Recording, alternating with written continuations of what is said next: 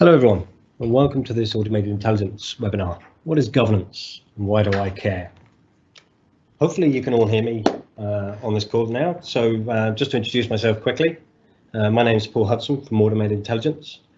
Today we should be joined by Jim Robertson of Sainsbury's Bank, an information governance specialist with many years of experience within the financial services sector. We're also joined by Kalai of Microsoft, who's a senior cloud architect with advanced analytics and AI experience. Kalai is aligned to the financial services and insurance sector of Microsoft as well. So over the next 30 minutes in this webinar, we'll address some key aspects to data governance. Firstly, what is data governance? We'll explore what the drivers are behind data governance and the impact of rapid data growth and the change this introduces to organizations' data, and how governance goes beyond just regulations such as GDPR. Jim will explore the benefits with his top 10 tips for implementing the data governance and compliance strategy, and hopefully you'll all get some value from that. Lastly, how can new technology help? So Kalai will discuss how moving to the cloud can enable an effective data governance and compliance strategy across your data moving forward. Any questions can be shared through the team's Q&A during the webinar, and we'll have time to address these after the speakers. Alternatively, you can put your questions directly to the panel during the Q&A session, and we can discuss those at the end. As a brief introduction for myself, my focus is primarily around understanding how new and emerging technologies can be developed to enable businesses to take an agile approach to supporting a robust data strategy and solving problems inherent in a data-driven business. Ultimately, the aim is to shape solutions that primarily solve problems and enable customer organizations to take control of their data. Helping to discover new ways organizations can improve how they do business through data-driven insights is a key aspect to what we do at AI. So, what is data governance? First of all, there's a tsunami of data being generated, being captured and processed within businesses today. And by necessity, there has been a re-evaluation of data governance and what it means for businesses. The reasons for and the definition of data governance is under constant scrutiny. From the work I've been doing over the years with a number of different organizations, handling unstructured data, as you can see on this slide now, there are lots of different challenges embedded within that data. And these all cause challenges for organizations. Now, as data governance has been around for decades, so have these problems. But it's had differing definitions depending on an organization and the industry types. In some organizations, it's institutionalized and it's become an enterprise level activity to tackle emerging trends in businesses. For others, it's a foundational tenet of new businesses that are discovering and developing new markets. For a long time, for some organizations, data governance, however, has been the sole preserve of the IT department, the focus being just compliance and security without consideration to its business value or ability to help improve operational processes. These are organizations that are effectively data incumbents. They have data stretching back through decades of existence, from before the rise of the internet. This data has not been accumulated by circumstance, this data has been accumulated by circumstance, but it's not acquired for the purpose, and as such often has not been governed appropriately. So for instance, consider Thomas Cook that hit the headlines this week. They've been in business for over 178 years. This is an organization spanning 16 countries with annual sales of £9 billion, over 19 million customers and 22,000 operating staff. They have an impressive footprint. Now they are no longer in business, with very unfortunate consequences for the customers and staff alike. For me, though, this demonstrates how important data governance is. Financial and social factors can end a business overnight if data is misunderstood, misused, and opportunities for real-time competitive advantages are lost. From data, we can learn from the past, understand trends, and find new opportunities. Now, businesses as large as Thomas Cook will have massive volumes of data, probably in many different siloed repositories. Yet despite profit warnings and share prices tumbling last year, despite the relevant data no doubt existing within the organization, they were unable to take advantage of this and ensure that their success continued. So ungoverned legacy data presents a challenge for the incumbents who have acquired data as part of doing business. The likes of Google, Facebook, or Amazon, they're all built upon a foundation of data using machine learning, data mining, and artificial intelligence. These are data-driven organizations with solid data strategies driven by their business strategy. Even as they use data, they define and shape new markets, and they have defined customer expectations through their services. They get data, literally and figuratively. However, that is not to say they cannot fail. Misuse of the data that they get could cause them to fail, and fail faster than Thomas Cook. Hence the need for data governance for all businesses. So coming back to data incumbents, content is created and consumed and stored, often in a myriad of sources. And when data is stored on or accessed by superseded technology, as is common, especially as technology changes so fast today, this becomes in effect legacy data. It cannot easily be ported to embrace new ways of working or new platforms. And whilst unstructured, it is often still widely used within the business. Moving from these unstructured environments often causes disruption and introduces significant risk to business as usual. So obviously that changes the appetite for transformation. So unstructured data in its most obvious form and guise is typically file shares. Despite the obvious limitations of using file shares, this approach for housing data is still prevalent in many organizations. But unstructured data is not limited to file shares.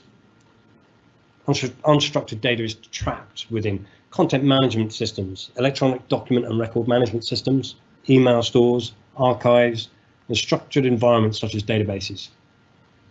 I mean, we've come across many, whether it's the CMS or the EDRMS, such as the Trims, Meridios, Live Links, Lotus Notes. I think organizations have a lot of data built up that they've been using over the years. Now, it is still widely used, but is not always clearly understood from an organizational perspective. Some silos exist because of selective migrations in the past, data that for reasons such as regulation, legislation, or policy must be retained, but they may not have been identified during a migration. Without being able to easily find that relevant content, often everything is kept at risk to the organization. It is common, therefore, to maintain business as usual and kick the problem down the road, to keep going until such time as hardware or software comes to end of life and can no longer be supported. But to prevent these challenges, data must be well governed and enshrined within a data strategy in order to be able to provide the ability to respond real time and add value to the business. Whether seeking a competitive edge in a crowded market or pushing boundaries in emerging markets, without data to answer the big questions posed by a business strategy, success will be elusive. All businesses need answers to similar questions. Who are my customers? What do my customers care about? Who is most inclined to buy our products or services? Who spends the most on our products and services? What is the best pricing model to improve sales? How do we position ourselves in the market? And how do our products and services need to evolve? Data holds the answers, but without the clear perspective of the data held, companies will make decisions based on gut feel or instinct because they cannot answer those questions. For some, if they knew where to look, or in some cases were simply confident that the data they had was accurate, then the decision taken may be very different. For some, vast amounts of data is being stored and managed at significant cost to the organization, and yet is introducing risks and compliance issues without being used effectively. Its true value isn't being realized. And yet, what innovative, forward-thinking organization today would say it does not strive to be data-driven? To be data-driven is to understand that there is a need for data governance. In reality, a data-driven business means that decisions are made real-time, based on insights, as your business or the market changes. Knowing what you have, trusting what you have, and getting access to what you have when you need it is, without doubt, fundamental to being data-driven, to being successful. And all of that comes from good governance. Now, this leads me on to our next speaker, who is hopefully able to join now, Jim Robinson from Sainsbury's. Over to you, Jim. Thanks, Paul. Okay, just a brief introduction for myself. Obviously, records manager of 20 years experience, had a fairly long, lengthy career in financial services, mainly within banking.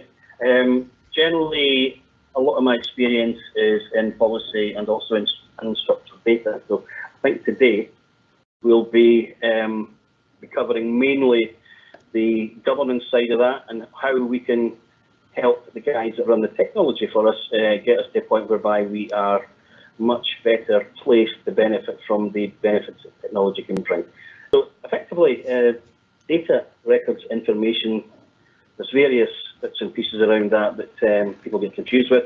I think the key thing is it doesn't really matter.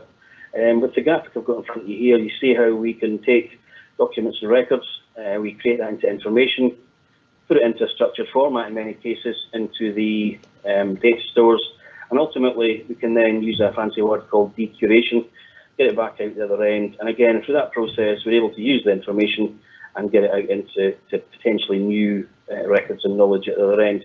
From a governance perspective, there's a lot of theory out there, a lot of people saying that you should use this type of language, that type of language. It doesn't really matter. From a regulatory perspective, information, records, data, it's all the same.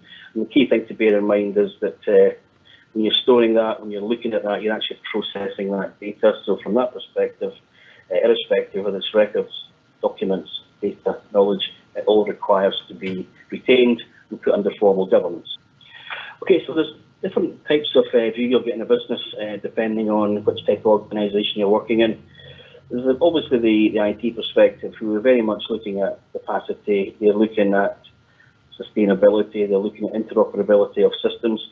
From their perspective, they see data, information, documents in a very linear fashion, whereby you've got a timeline, so information will come in as raw data, it becomes information at one point in time, and potentially it becomes a record at the end of the day. That's fine. I think that's the way the IT guys will view that. But again, we then contrast that with the business perspective. So in a business, the business really doesn't care whether it's data, information, documents, records. They know they have something to store or communicate or process, and they don't see any difference in that at all. So again, you can see right away there's a conflict between the IT view and also the business view. So we then take that into the legal and regulatory perspective. If I think about law, regulation, in a financial services perspective, we're very, very heavily regulated, as are other industries such as pharmaceuticals.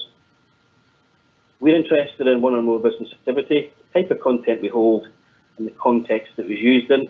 That's getting more towards records management, whereby we need to see the evidence. So evidence is a big word we use. We need to prove we've done something at a certain time and it was done fairly. So the FCA handbook is a great case in point where regulation is very, very hard hitting and makes us act in a certain way. We don't see any difference between data, information, documents, records. At the end of the day, regulators see it as one thing, it's content, it's a record. ICO, again, will focus on personal data, but they also see record keeping to evidence that as important. And again, law and regulation applies equally without any great exception. So there's another exception of where we've got different types of viewpoints on information. So if we move on to the functional perspective, it's probably where most organisations currently are. They've got various activities that they have to do, and they put in place a series of structures in that, or a series of silos in each business that allow them to look at things like data management, information management, document records management. We've got data protection. All these things are then broken down between the various parts of the business. So if I think about data management, they're more about the data administration, database administration, repository.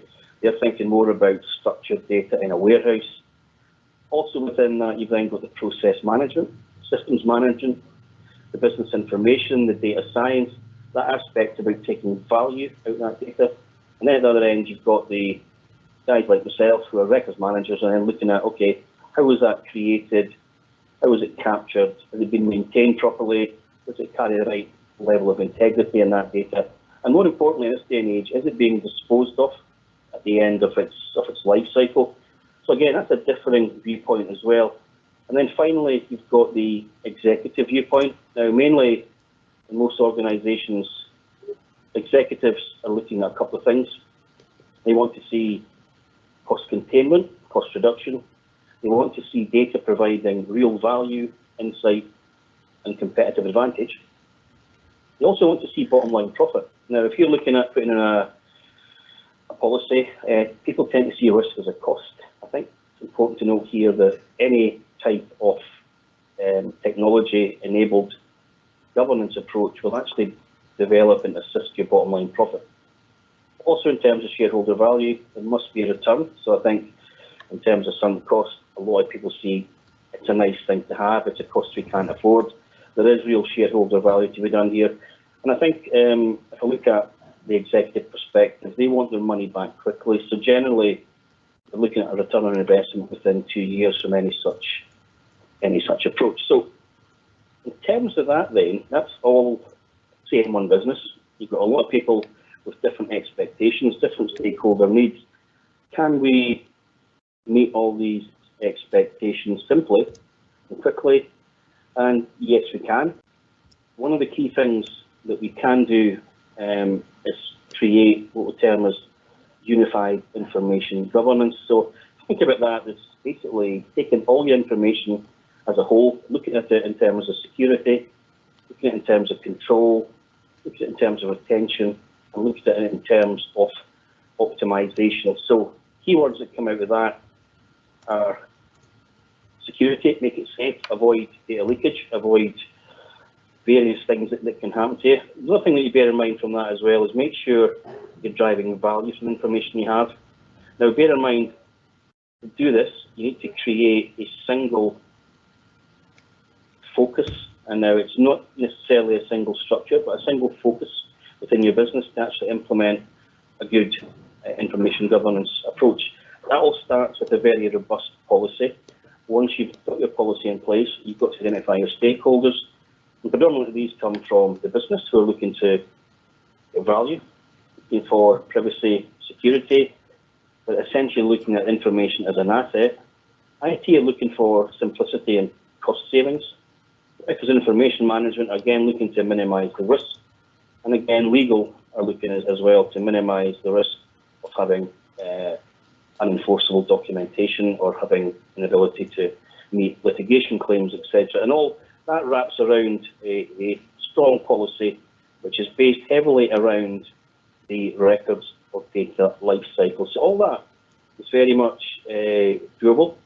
The model that I've used in the past quite successfully is the IGRM model, and it's worth having a look at that.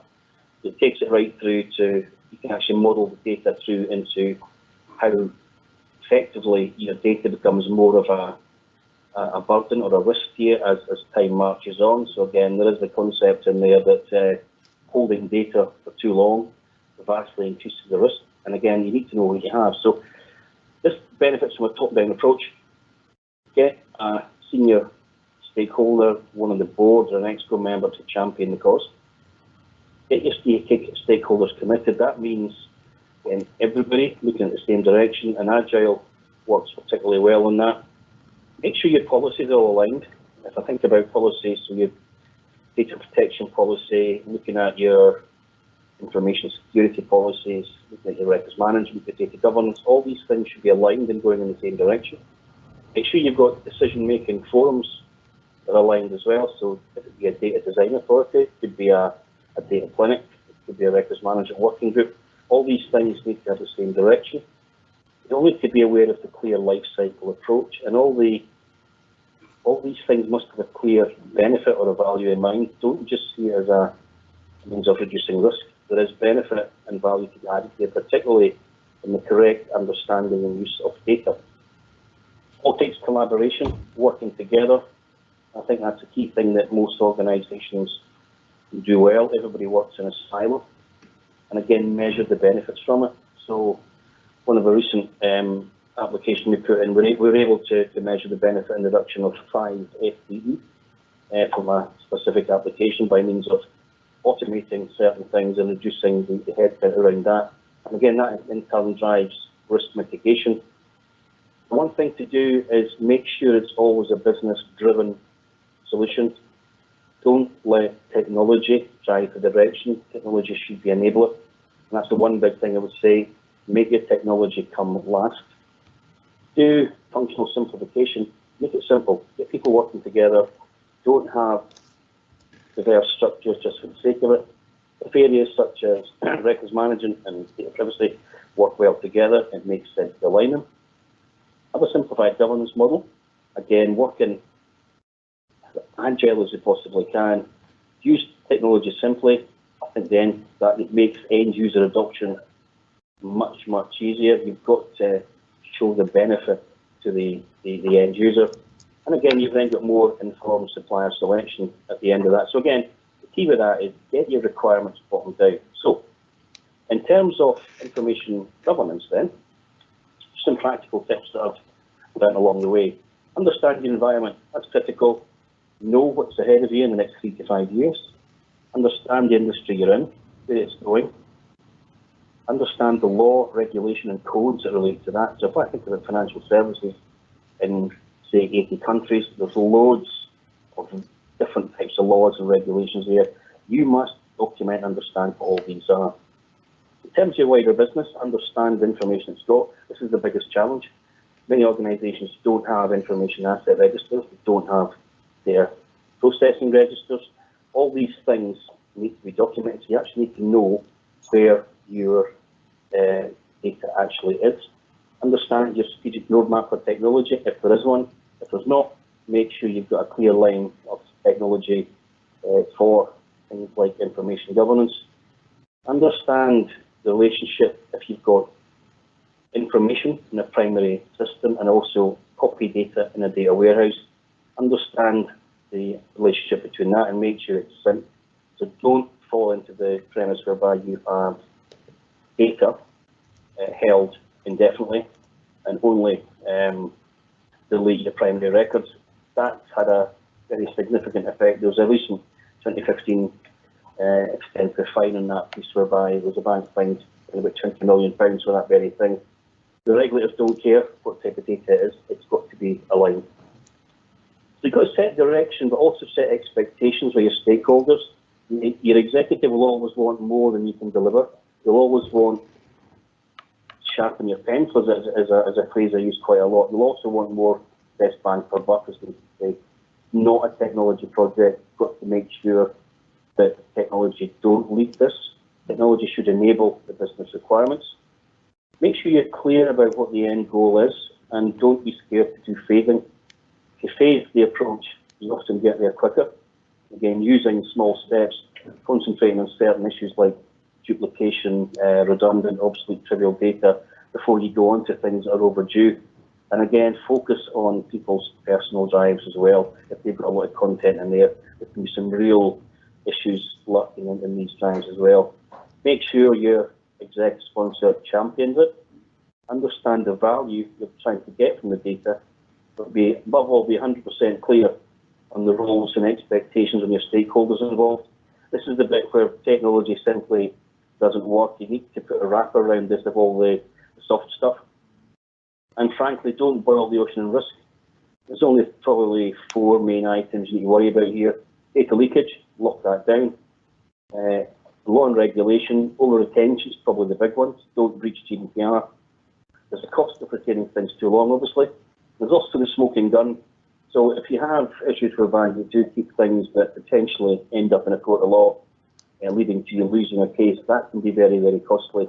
And we've got a lot of experience in that. So be very, very clear on your risks. But the key ones are avoiding data leakage, know your law and regulation, avoid over retention, make sure your costs are contained, and avoid the smoking gun. And above all else, align to your organisational risk appetite, know your boundaries. Next one is what tends to be the big thing is scope creep. I've termed it on here as don't overstretch. You'll never capture all your data in one go. Know where your priorities lie, so look at value, risk and use. And again, make sure that if you do have a high level of personal data that's overdue, it makes sense to concentrate on that first. Always get your funding approval up front. Don't rely on getting to a point whereby you have to go and beg for more money, because you tend to find that a phase 2 never generally happens. So get your money up front, have a clear plan in terms of how you're going to spend that.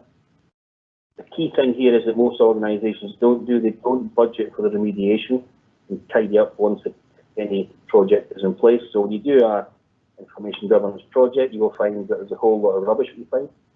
People tend to say, okay, we've put the system in place, let's walk away. You're then left with a major burden on the business in terms of taking that data and remediating that. So always factor that in. There will be additional costs there, and make sure that forms part of your business case. Budget for backfill, you're going to use a lot of resource in the business, so you're going to be calling on legal, you're going to be calling on EPO, you're going to be calling on technology.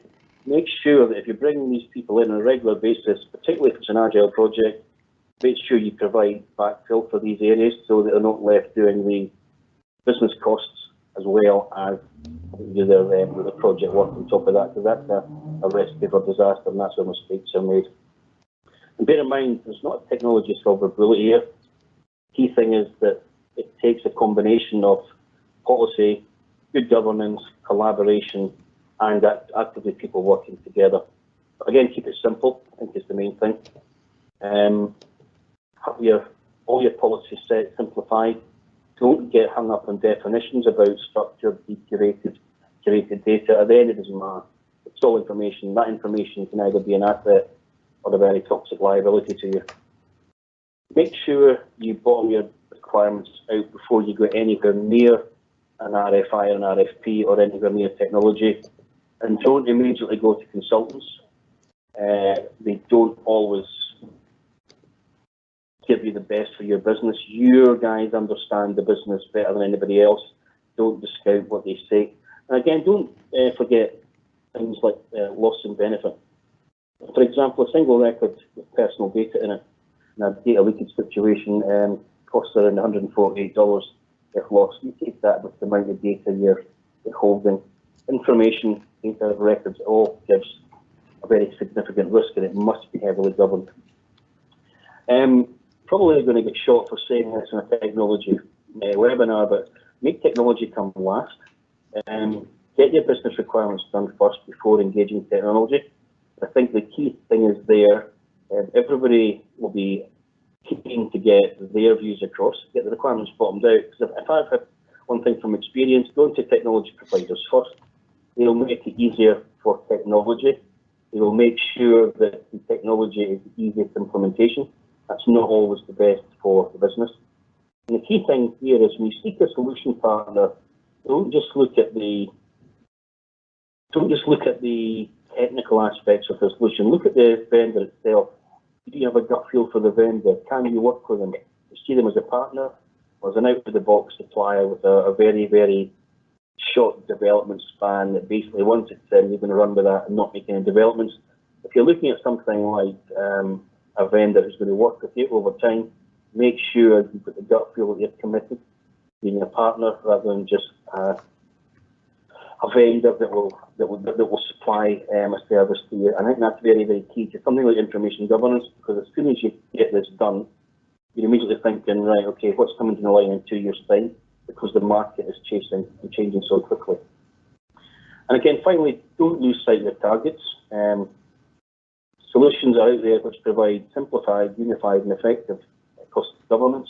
Again, they must also meet the stakeholder expectations, but you'll have to do a trade-off here, and you won't give everybody exactly what they want. So you need to actually say is the real benefit here, data optimization, is at risk, and then try and balance that through as far as you can. Make sure you get a solution which provides you with both security, control, and optimization. So it secures your data, you can control it, you safeguard it from data leakage, but you can actually optimize the value out of that. And I think that's critical in terms of your supplier selection. There's a lot of markets, solutions on the market whereby they will be trying to be a DLP solution, they'll try to be one for end user computing, they'll try to be one that looks at unstructured data. Be very clear where you're looking to go with this and pick the right vendor. And finally, the big thing of all, when you quit a solution, don't get into scope creep. And then, because I think the vendors I've worked with in the past, it's very easy to say, can you do this, can you do that? A good vendor will allow you to work with them over time with a good roadmap, and they will then start to work with you to put your developments in, which not only help you with your governance, but also help them with developing their products as well. So that's my view on information governance in about 20 minutes. So hopefully that's been of some benefit to you. Is there any questions? Jim, that's brilliant. Thank you very much for that. We're just waiting for any questions to come through on the Q&A. If anybody chips in, we will pass them over to you. And just to also call out to anybody attending the webinar, we're always happy to forward on any questions outside of the webinar. I'm sure Jim would be happy to help out. I mean, that was very illuminating, Jim. As always, it's very useful to speak to somebody who has been doing this for a long time and has been through a lot of the battles and has the scars to prove it. And obviously, as you call out there, the technology that is coming, that is available, you need to make sure it's solving those problems. So, you know, as is needed by the business. So thanks a lot for that. That was very helpful, Jim. Hi, Kalai, are you able to give us a quick introduction for yourself? Hi, Paul. Good afternoon, everyone. Yes, my name is Kalai. I'm a senior cloud solution architect covering data and analytics within Microsoft. I've been working with financial services organization for the last 4 years in helping their Azure cloud journey, and now I'm looking after media and telecoms and professional services, and glad to be here. Okay, brilliant. Thanks for that, Kalai. So what I'm going to do now is just on the slides here, we've got a couple of questions just want to pose to you, really. So far we've talked a little bit around the challenges that people are facing with whether it's legacy data, unstructured data, the build-up of data within organizations who kind of referred to as the data incumbents, where there's decades of information that's been building up. It's a byproduct of doing business as opposed to a specific acquisition for a data-driven organization. But then, of course, we're talking about organizations that have, since the birth of the internet, have started up and they are data-driven. They are using data to very effectively drive their business. So the landscape's quite broad, and we've kind of talked a little bit about that. And we had Jim Robertson from Sainsbury's on talking to us about his experiences over the years. So really now, with your insight and knowledge, I suppose the first thing would be just how you would explain why it is that technology can reduce and bring risk under control going forward for organizations. Yeah, sure. So as Chip mentioned, those disciplines are quite important and technology comes at the last. And where the technology helps and enables you to implement those rules and policies, so basically codifying the process. So data governance, for example, with Microsoft 365 or Azure services helps organizations tackle the top pain points that traditional data governance challenges. So by baking compliance into the product, not bolted on as a different service, allowing the end users to make informed choices by educating them through policy tips. So these compliance or governance policies shouldn't be hampering their productivity. So such should be the technology choice. Also unifying the compliance across workloads for easier regulation and monitoring. So if you look at the traditional data governance and where the industry is moving towards is around what we call advanced data governance. It is about how we can use machine learning, how we can use machine assisted insights, help find, import or classify sensitive financial data like customer transactions or your own proprietary BigBooks research and IP.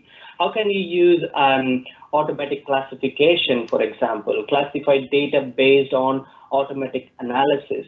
Like there are around 80 sensitive built-in content types supported, such as credit cards, NI numbers, passport numbers, etc., out of the box.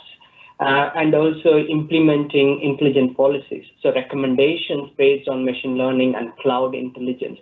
So these are some of the way you can use technology and you can preserve the high value data in place and purge what's redundant, trivial or obsolete. That's brilliant. Thank you, Kalai. So yeah, aiding compliance with legislation and regulations baked into Office 365 is and within Azure then can obviously really help organizations. Yes. So if you look at like in 2016 AIM Information Governance Survey, around 41% of executives surveyed say that enforcing information governance policies once created was their biggest issue. So that's where technology comes in to help to meet compliance requirements. So I see in kind of three pillars or three disciplines, if you will. Like first is govern, second is discover, and third is control. So govern is around how do we meet those compliance requirements. So for example, with Microsoft 365, it simplifies the governance of your customers' data. So there are over 1,000 controls in Office 365 compliance framework that enables us to stay up to date with ever-evolving industry standards across geographies. So second is the discover I mentioned about. So about reducing the cost and complexity of data discovery. So investigate, hold, and refine data that is relevant to regulatory investigations or legal cases in place. So that allows you to quickly identify relevant data with predictive coding that enables you to train the system to automatically distinguish between relevant and non-relevant documents. This helps enterprise organizations such as financial services to reduce the time required for discovery and cost of legal resources to perform extensive analysis of less relevant and duplicate records usually done manually. And thirdly, around the control.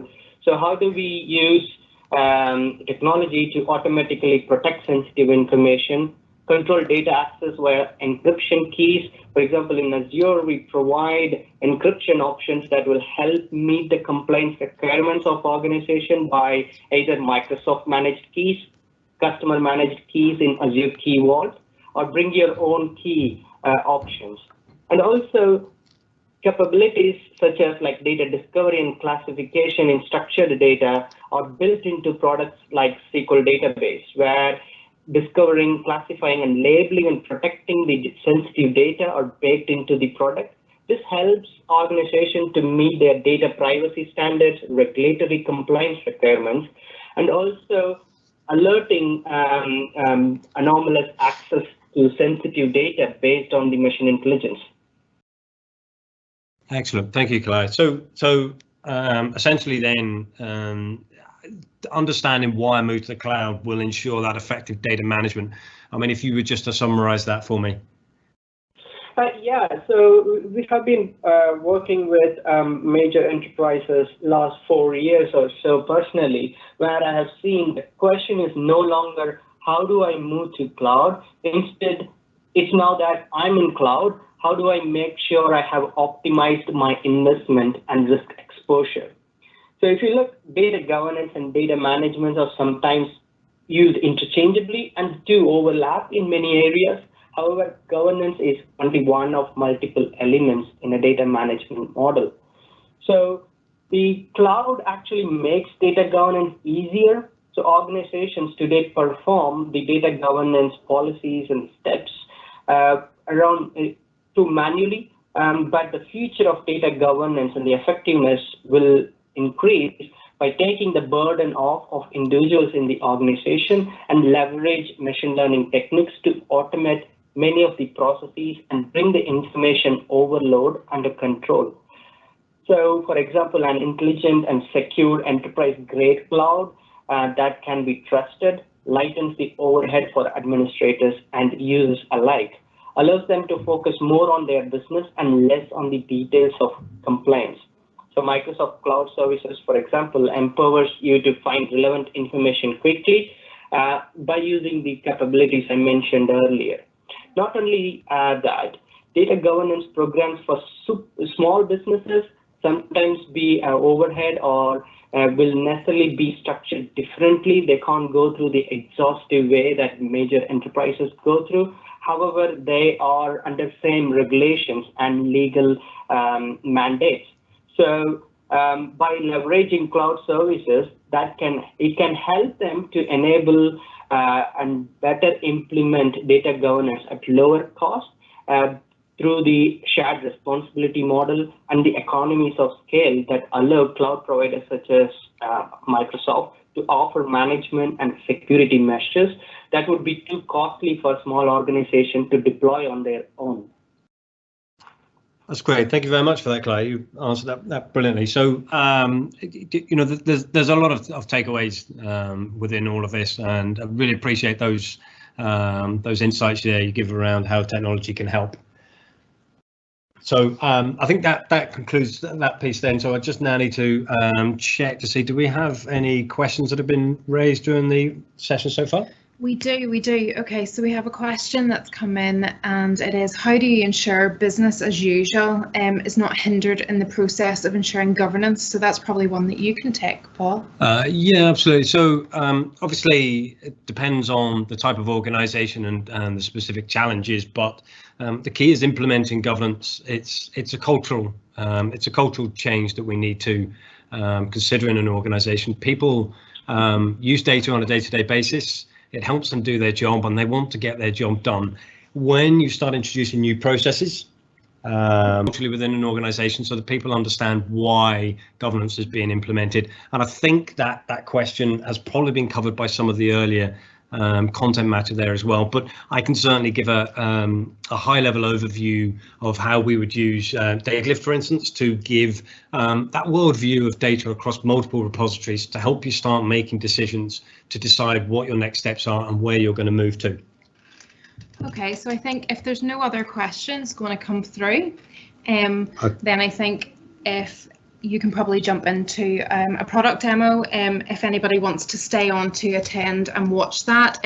If not, thank you very much for attending. Thank you to Jim and Clive for joining us. But yeah, if you want to jump on into a very quick overview of what we can do within governance. Just showing up here, a web-based interface for Datalift. So Datalift is a product that is cloud-based, which gives you the power and the scalability of using the cloud to help you get good insights into your data and start looking at ways that you could build a data strategy and understand how to implement data governance across a range of different data repositories, which up until now may be siloed. So I'm not going to go into too much detail of the demonstration at this moment in time. I'm going to focus on the governance aspect. So essentially, Datalift has a number of aspects. One is the insights where you can effectively shine a light into those dark corners of your data and start delving in and understanding what's there. But once you start to understand your data, what's next? What can you do around governance? So in the product here, what we can actually do is create classifications. So just for instance, if I give a quick example here, I can create a classification and name it as I need. So if I decide to create a classification around investment reports, we want to find all of these investment reports within our data. We want to be able to understand the volume and the amount of that content we have. So as you can see here, I have a classification that's showing up that's given me an outline of basically everything, because I haven't got any refiners applied so far. But when we actually process data in the cloud, what we can actually do is all of the data that we've crawled, we can actually then, we've indexed that data and we can start searching within it. So if I wish to search for content that contains keywords such as invest, finance, for instance, what we can actually do is see how the classification statistics are very quickly updating. That's because we're not touching the source system. We are looking at an index copy in the cloud. So it gives us the ability to do this without impact to the source system. We can refine this to say, look, we want to find documents where it contains both of those keywords. And as you can see, my millions of documents has now been refined to a few thousand. But also on top of that, we may want to also look for anything such as patterns. So for instance, if I look in this content here to see whether or not I've got anything that meets a certain pattern. So in this case, I'm looking for anything that contains a postcode. So as you can see, the number has reduced significantly since then.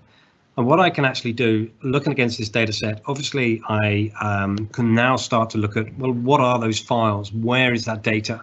What have I actually found in that content? And when I select on the documents here, as you can see, we're getting the highlighting around what's actually inside that document. So we can start to get a very high level view of the content, and we can start making informed decisions on that. As you can see, we could download that document as well to read it in its entirety. Obviously, all of this access is managed through role-based access controls. So different roles to allow different people to see data that effectively they are the asset owners. So you can actually control and use this as a way of creating an asset register for that data.